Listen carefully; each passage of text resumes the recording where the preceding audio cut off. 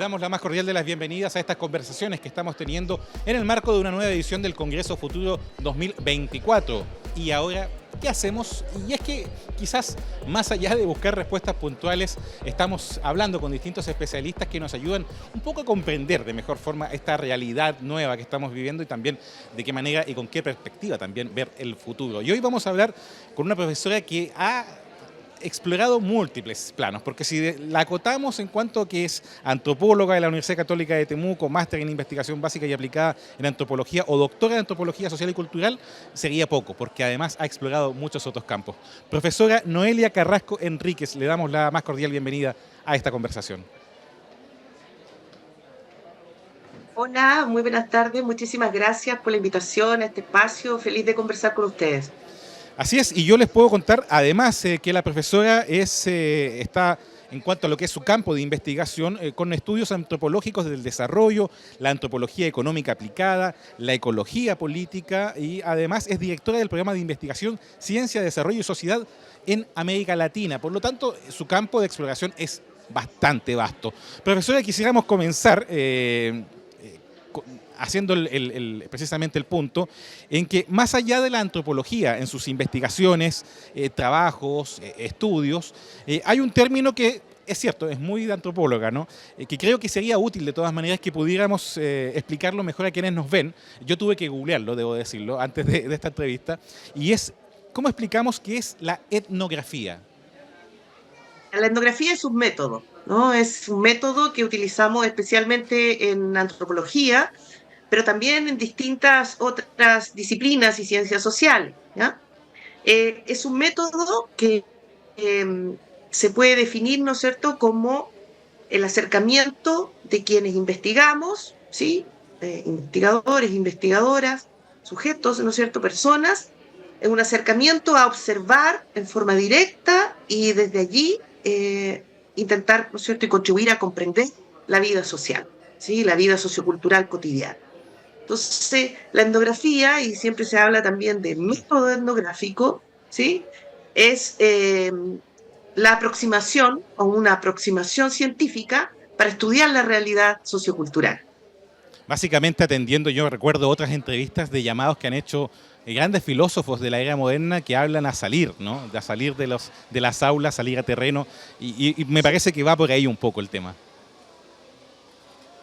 Sí, de todas maneras tiene que ver con formar hoy día a las nuevas generaciones en una atención, ¿verdad? Preparada, sistemática, ¿verdad? Rigurosa a los procesos que acontecen en la vida social, ¿no? Por eso hoy día también no solo estudian etnografía personas que se preparan en antropología o en metodologías de investigación social, sino que también hoy día están estudiando, incorporando en la etnografía otras agencias, ¿no?, relacionadas con la conectividad, con el transporte, con la circulación de alimentos, con los mercados inclusive y el desarrollo de los mercados.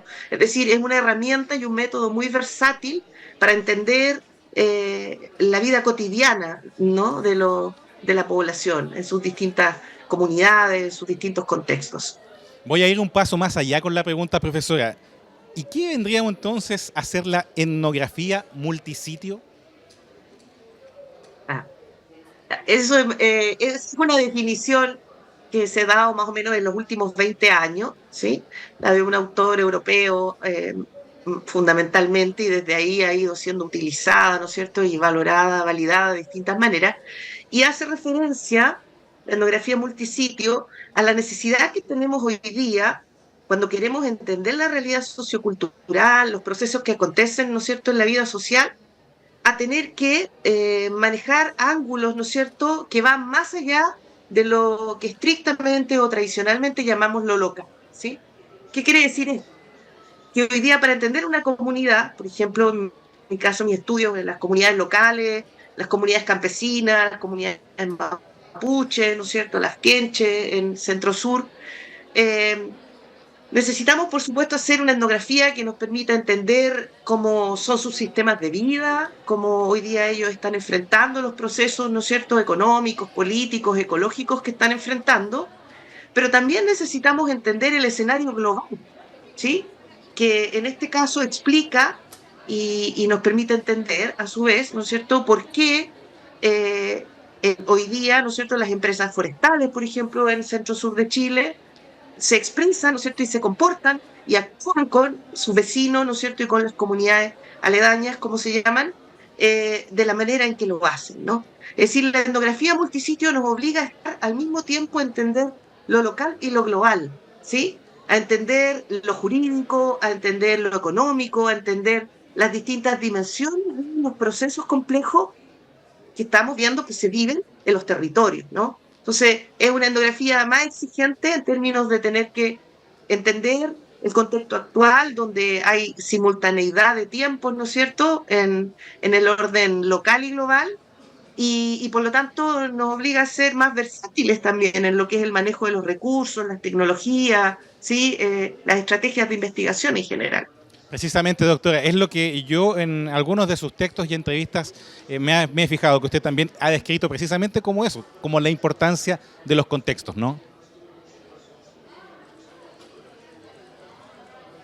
Sí, es que efectivamente el contexto es el escenario, ¿no?, donde cobra sentido el quehacer de la investigación, los proyectos, ¿no?, llamándolos así en un sentido más coloquial, y donde también en virtud de eso, desde las universidades nos corresponde ir formando a la nueva generación, ¿no?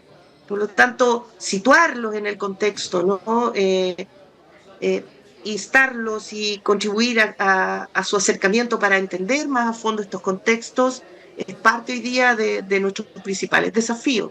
Además, es un elemento que tiene que ver con la pertinencia de la investigación, que es algo que hoy en día, no solo desde mi área, sino que en un sentido interdisciplinar, transdisciplinar, está también sumamente exigido, ¿no? Profesora, sabemos que usted tiene una base de conocimiento y operación que es bien transversal, ¿ah? Ciencias sociales, ciencias jurídicas y sociales, humanidades, arte. Profesora, por ejemplo, usted estuvo en un proyecto de turismo y conservación de la biodiversidad, lo estaba haciendo por allá, si no me equivoco, por Nahuel Buta, Isla Mocha. Me estoy remontando al año 2019. Y de hecho la pandemia, luego del estallido social, también la sorprendió en estas dinámicas donde estaba cruzando datos respecto a desarrollo, economía, formas de entender la naturaleza.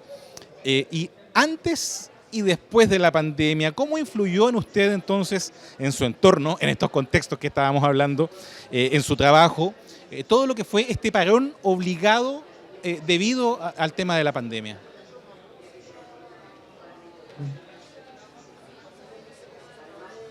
Bueno, como para todo el mundo, fue efectivamente un remesón fuerte.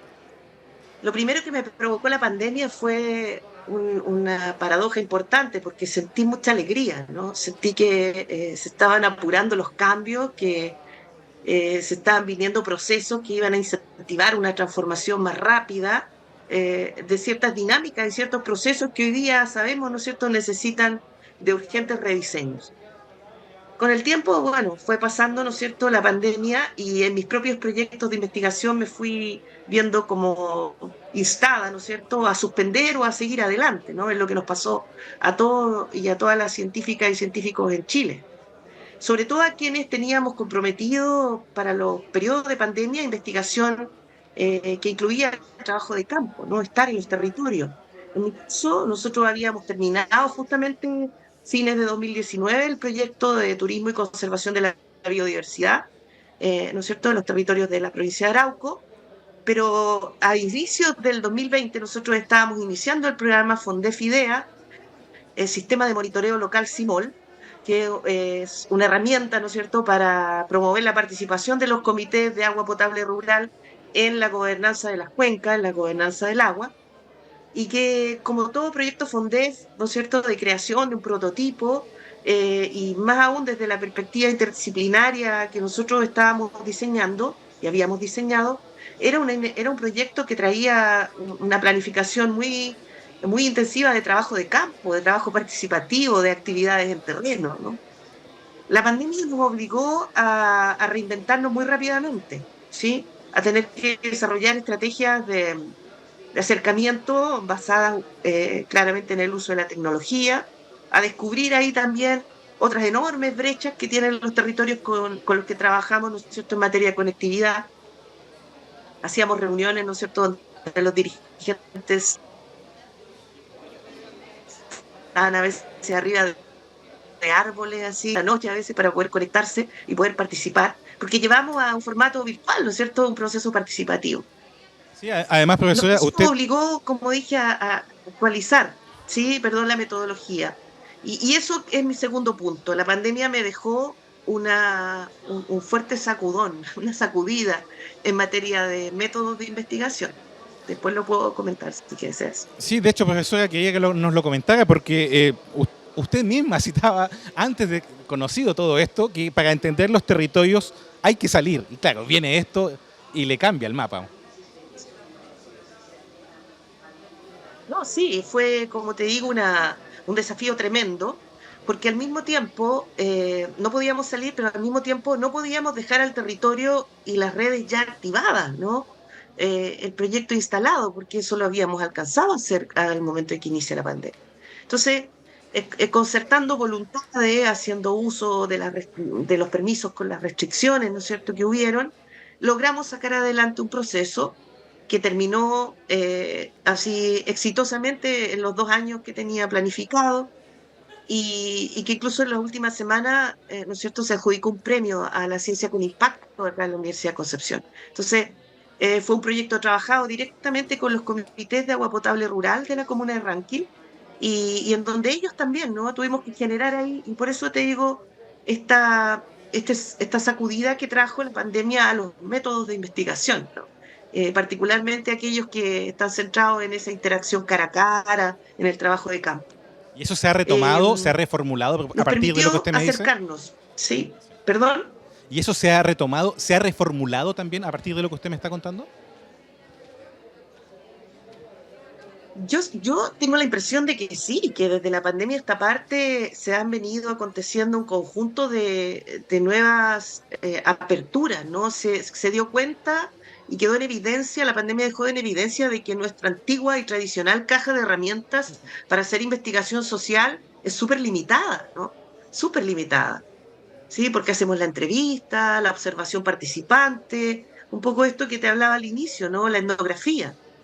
Pero luego, cuando acontecen fenómenos como la pandemia, te das cuenta de que entonces, si el mundo se afronta a este tipo de crisis, nos podemos quedar sin métodos de investigación. Así de crítica puede ser la situación, ¿no? Entonces, o nos reinventamos, ¿sí? Y repensamos nuestra caja de herramientas, nuestros modos de aproximarnos, de construir vínculos, o nos vamos a volver a ver limitados finalmente y la ciencia, si realmente se precia, ¿no es cierto?, de seguir los pulsos de la vida social, yo creo que lo que toca hacer ahora también es actualizar esa caja de herramientas. Le propongo que precisamente sobre ese punto, sobre esa caja de herramientas, sobre ese proceder al momento de desarrollar una investigación, retomemos cuando partamos, luego de la siguiente pausa, el bloque 2 de esta conversación en el marco de un nuevo Congreso Futuro.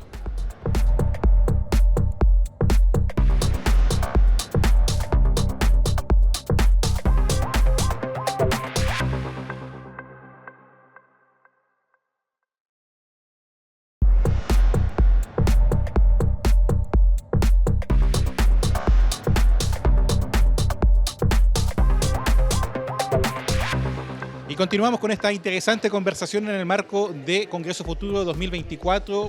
Y ahora, ¿qué hacemos? Y estábamos precisamente en pleno diálogo con la profesora Noelia Carrasco Enríquez, antropóloga de la Universidad Católica de Temuco, máster en investigación básica y aplicada en antropología y que además es directora del programa de investigación Ciencia, Desarrollo y Sociedad en América Latina, junto a su rol como académica en la Universidad, en este caso, de Concepción.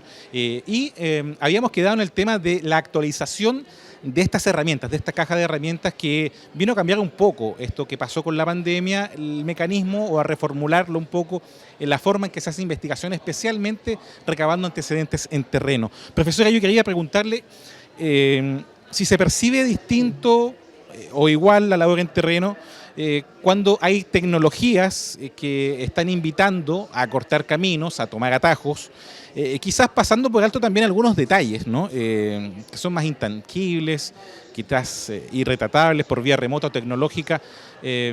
Ayudan las herramientas tecnológicas, pero a la vez está el riesgo, ¿no?, de saltarse algunos pasos.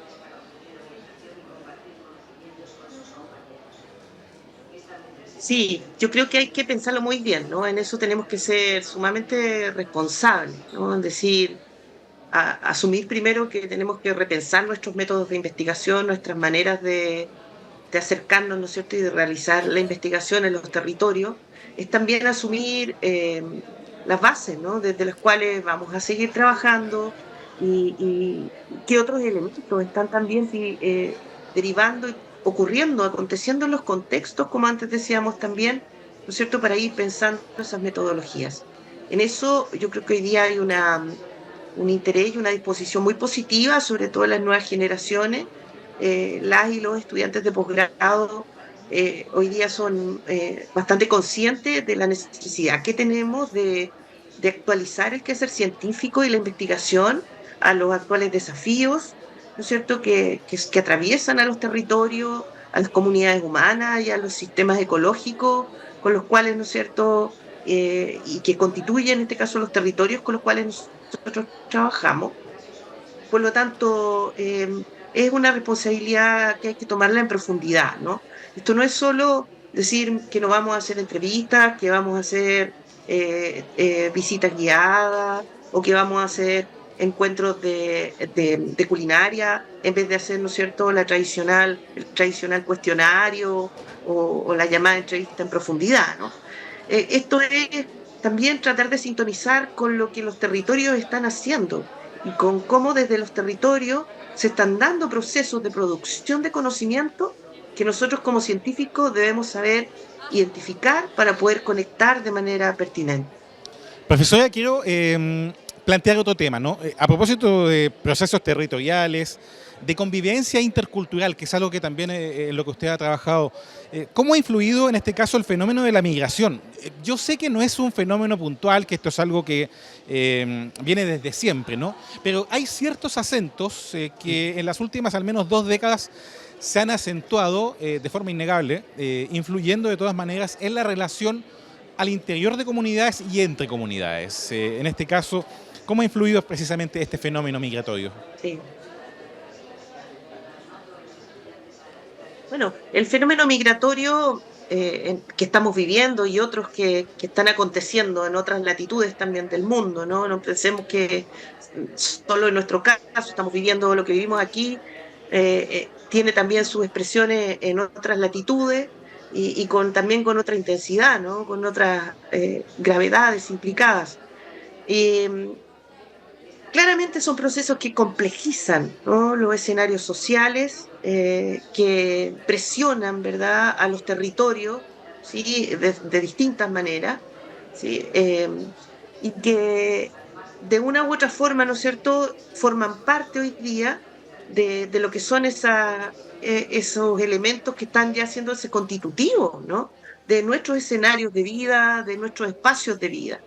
Hoy día lo que llamamos la multiculturalidad, ¿no? El vernos en la vida cotidiana, conviviendo con personas de otras nacionalidades, eh, hoy día ya es un elemento, yo diría, un antecedente observable, ¿no? Eso es así. Hemos ido como sociedad aperturándonos, integrándonos, reconociendo, ¿verdad? Eh, Naturalizando, ¿verdad?, la presencia de ciudadanos de países vecinos que han tomado la decisión de insertarse en nuestros países. Entonces, ahí primero hay un primer antecedente, ¿no? En lo cotidiano, nosotros también tendríamos que decir y vemos que somos una sociedad que ha sido acogedora, ¿no? No somos una sociedad con mayores conflictos, ¿sí?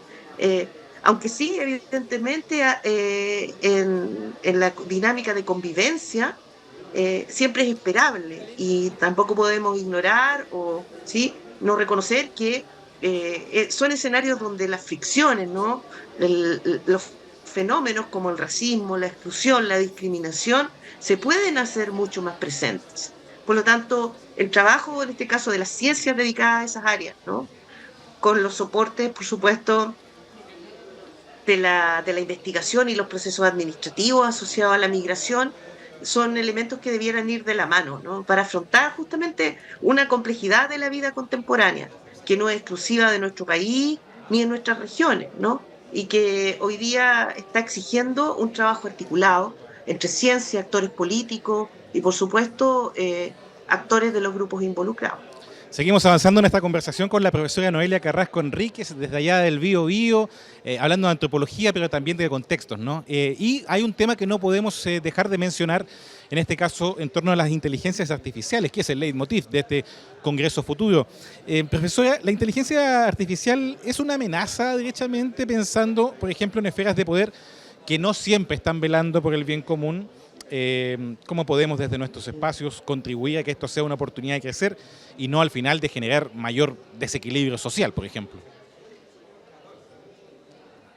Bueno, sí, esa es una pregunta hoy día Me, clave, ¿no? me Y que puse es fundamental catastrofista, perdón. mantener sobre la mesa, porque, porque es importante entender las distintas dimensiones que tiene un fenómeno como la inteligencia artificial, ¿no? Ya lo vivimos en algún momento con lo que fue, ¿no es cierto?, la instalación y la expansión de Internet, y ahora lo vamos a vivir y lo estamos viviendo en sus inicios nuevamente, pero también tenemos con otras visiones, ¿no?, más amplias, y por lo tanto tenemos la oportunidad de reconocer, ¿no?, esas posibilidades y oportunidades, pero también esos desafíos que tiene esta inteligencia artificial. Definitivamente es un recurso que debería estar sujeto, ¿no es cierto?, hoy día a todos los procesos de democratización del conocimiento, ¿sí? Si bien es cierto, sabemos que se trata de servicios, como todo hoy día, ¿no es cierto?, en los mercados, sobre todo en los mercados de los datos, en los mercados de la información, también es cierto que se podrán desarrollar y confiamos y entendemos que así va a ser, por lo que nos han dicho los especialistas del área, múltiples herramientas a partir de la propia inteligencia artificial, ¿no? Lo que hoy día estamos entendiendo como inteligencia artificial. Por lo tanto, confiamos en que un trabajo cuidado, ¿no? Y sobre todo mancomunado, porque eso es un poco lo que yo diría que tenemos que partir entendiendo. Este tipo de recursos, si lo entendemos como tal, como un elemento que puede ser positivo, ¿no es cierto? Y que sí o sí va a traer beneficio para la sociedad, eh, cómo cuidamos, ¿no es cierto?, que sea para todos y para todas, ¿no?, que esté disponible y que no siga entonces remitido, estructurado, controlado, ¿no es cierto?, únicamente por algunos sectores. Yo creo que ahí hay un sentido de lo público que tenemos que seguir conversando, que tenemos que seguir dialogando de manera interdisciplinaria en la academia, pero también en la vinculación ciencia-sociedad de manera permanente. Y es también un momento para pensar estos lugares de la inteligencia artificial también en los métodos de investigación científica, que es algo que ya claramente está avanzando, sobre todo en la ciencia, ¿no es cierto?, más cercanas a los desarrollos tecnológicos e informáticos, pero también hoy día, ¿no es cierto?, en lo que es la inteligencia artificial y podrá en el corto plazo llegar a ser en los procesos de toma de decisiones, en los procesos de información, de discusión, ¿no es cierto?, y de creación, de rediseño, además de todo aquello que hoy día está expresando la crisis que estamos viviendo también, ¿no? Donde Un- esperamos que esta inteligencia artificial sea una herramienta útil para todos y todas. una suerte de actualización de la caja de herramientas social, en este caso, profesora. En esa misma línea, le quería mencionar el anuncio del presidente Boric acá en este mismo contexto del Congreso Futuro, en orden a que la inteligencia artificial, dijo, va a jugar un rol importante, por ejemplo, en el Plan Nacional de Búsqueda de Detenidos Desaparecidos. Eso va como en la línea de lo que me estaba relatando, ¿no? Sí, me refería a eso, a la importancia que va a poder tener en proceso, ¿verdad? De la relevancia, como por ejemplo la identificación de detenidos desaparecidos, pero también me refería a lo que son los procesos de rediseño y transformación que tenemos que vivir en el orden de las presiones, ¿no?, de la crisis climática y la crisis global, ¿sí? Los países tienen compromisos en materia de reducción de gases de efecto invernadero, pero también, ¿no es cierto?, en materia de transformación, de actualización de los sistemas productivos, ¿no es cierto? Y de avanzar hacia la mayor sustentabilidad en lo que son en general, ¿no es cierto?, los procesos productivos y tecnológicos con impacto social y ambiental. Por lo tanto, en ese sentido es donde yo me refiero también a la importancia que va a tener y ya está teniendo la inteligencia artificial, ¿no? Y por eso la importancia también de que le demos un enfoque correcto en términos de recursos público, ¿verdad?, que permita avanzar de manera más eh, informada por una parte, pero también de manera más mancomunada, ¿no? Hoy día los territorios tienen múltiples voces y la inteligencia artificial es una herramienta que nos permite identificar esas múltiples voces, nos permite reconocerlas, ¿no? Entonces ya no va a ser tan difícil quizá recoger la visión de una comunidad, por ejemplo, sobre un tema, ¿no? Porque vamos a tener herramientas y las personas también al validar y al reconocer esa importancia van a poder hacer uso de ello, ¿no? Y ver luego, aportar a mayor transparencia, esperamos, y por lo tanto también y a mayor agilidad en muchos procesos que hoy día tardan, ¿no? Y que dilatan la resolución de problemas muchas veces. Esperemos entonces que las inteligencias artificiales se adecúen también, o logremos adecuarnos a ellas también para ser compatibles, complementarios y por qué no potenciar ámbitos de investigación como lo que usted lleva, profesora. Le quería consultar qué pasa con esto, en este tándem tecnológico en el que estamos sumidos, a veces sin quererlo y que nos lleva. ¿Qué pasa con las tradiciones? Estoy pensando en los tesoros humanos vivos, el costumbrismo, que muchos pueden pensar. Usted ha trabajado muy de cerca con comunidades y tesoros humanos vivos, con mantener tradiciones, con cómo rescatar estas prácticas más ancestrales. ¿Están en riesgo todas estas costumbres con las irrupciones tecnológicas que son capaces de crear arte, por ejemplo, de recrear? Se hablaba de que incluso se podían recrear, estoy pensando en un ejemplo extremo, pero se podía recrear en 3D una momia chinchorro, por ejemplo. Algún día de mañana podrán armar unas décimas como las que hacían los abuelos allá en la zona Huasa. Independiente de la falta de historia que hay detrás de una obra, ¿están en riesgo un poco o es un curso natural lo que está pasando con las tradiciones de nuestro país a nivel cultural? Sí, en la actualidad lo que nosotros estamos identificando y estudiando desde los territorios es que estamos viviendo un proceso de una paradoja bien particular, ¿no? Bien compleja también, porque hasta hace 10, 15 años atrás existía todo un mundo de sabidurías, de comidas, ¿no es cierto?, de artesanía, incluso de lugares, ¿verdad?, de producción cultural que llamaríamos tradicional, que era casi de manera generalizada, ¿no es cierto?, era ignorada, ¿no? Para muchos era, y para muchos sigue siendo, ¿no es cierto?, todavía son prácticas del pasado que toca ir superando, ¿no es cierto?, y por lo tanto no correspondía darles un lugar. Pero hace aproximadamente 10, 15 años, quizá un poco más, estamos ya envueltos y somos testigos de lo que es la expansión, ¿no es cierto?, global de todo este pensamiento del patrimonio cultural, ¿no es cierto?, de la patrimonialización, de la valoración de los mundos tradicionales.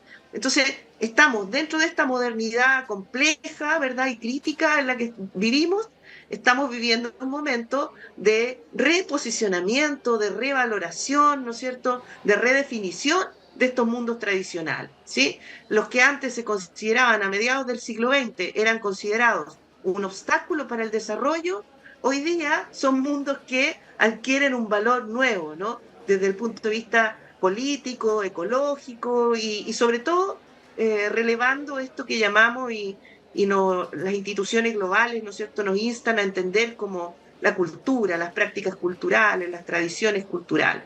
Entonces, en ese marco, uno se explica, ¿no es cierto?, las definiciones, los usos de la política pública la identificación de estos tesoros humanos vivos, de estas comunidades, ¿no es cierto?, y de estos procesos de patrimonio y de patrimonialización que, ¿no es cierto?, entrelazan vínculos entre comunidades, sus territorios, sus memorias, ¿sí?, sus recursos en general identitarios, ¿no?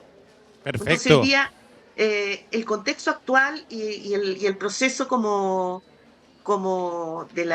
de todos los desafíos, ¿no es cierto?, que estamos enfrentando, también tiene que ver con las amenazas que recaen sobre estos patrimonios, ¿sí?, que son llamados patrimonios, que son reconocidos como tal, pero que están sumergidos en escenarios de alta presión, ¿no?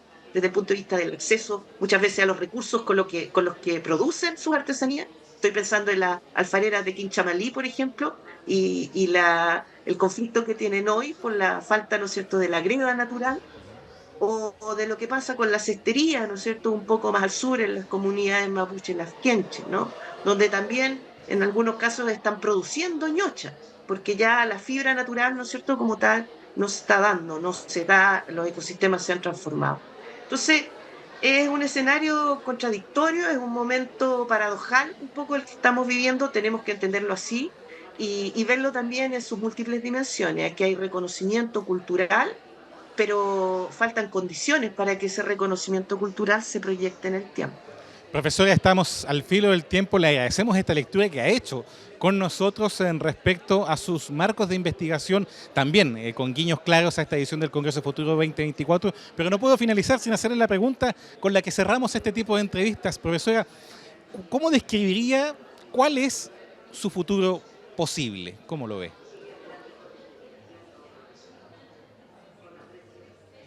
Mi futuro posible es optimista.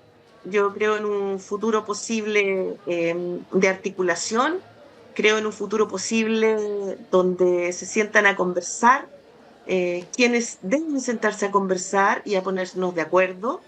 Creo en un futuro de retroalimentación entre las distintas actorías y quizá en esa confianza, como digo, optimista de un futuro donde seamos capaces de adaptarnos al cambio climático, de afrontar los problemas profundos que tenemos como sociedad y por supuesto también de superar las inequidades, que es lo que hoy día también tanto nos aflige. Así que comprometida totalmente para seguir haciendo ciencia en esa perspectiva. Y desde los territorios, no nos cabe ninguna duda, profesora. Noelia Carrasco Enríquez, desde el Biobío, antropóloga, pero una investigadora multidisciplinaria y que ha tenido la gentileza el día de hoy de conversar con nosotros en el marco de este Congreso Futuro 2024. Profesora, gracias por conversar con nosotros y darse este espacio de conversación. Pues nada, muchísimas gracias a ustedes por el espacio, muy grata la entrevista. Muchas gracias. Y a ustedes que nos están viendo, dejarlos invitados a que todo este material está disponible en las plataformas de congresofuturo.cl, en TV Senado también a su entera disposición y nosotros nos volveremos a encontrar en una próxima oportunidad.